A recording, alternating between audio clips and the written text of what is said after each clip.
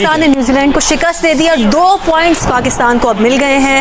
बहुत ही अहम मैच आज ये कंसीडर किया जा रहा था और आज किस्मत की देवी भी बड़ी मेहरबान रही है। बारिश की सूरत में क्रिकेट वर्ल्ड कप में पाकिस्तान ने न्यूजीलैंड को शिकस्त दे दी है। पाकिस्तान ने न्यूजीलैंड को शिकस्त दे दी है। थोड़ा सा बारिश भी खेलने के लिए आई 2 दफ़ा, लेकिन पाकिस्तान की जो परफॉर्मेंस रही है ये डिज़र्व करती है टीम पाकिस्तान। फैज़ान ने एक बार फिर ज्वाइन किया। मैं फैज़ान बताइए, पाकिस्तान को डकवर्थ लुईस मेथड के तहत ये 2 पॉइंट्स मिल गए।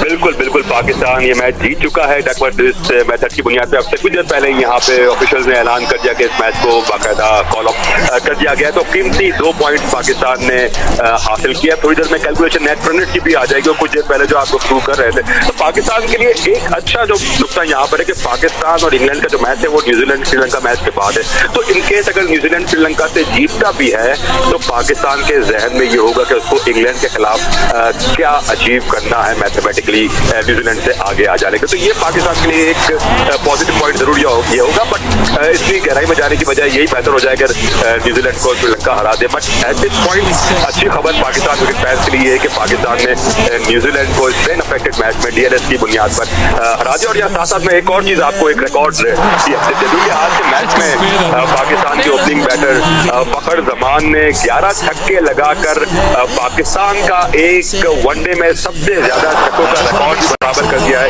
1996 में शाहिद आफरीदी ने 11 छक्के लगाए थे। आज उस रिकॉर्ड को फखर जमान ने 11 छक्के लगाकर बराबर कर दिया। अगर मैच चलता तो यकीन तो जिस फॉर्म में फखर जमान है वो आज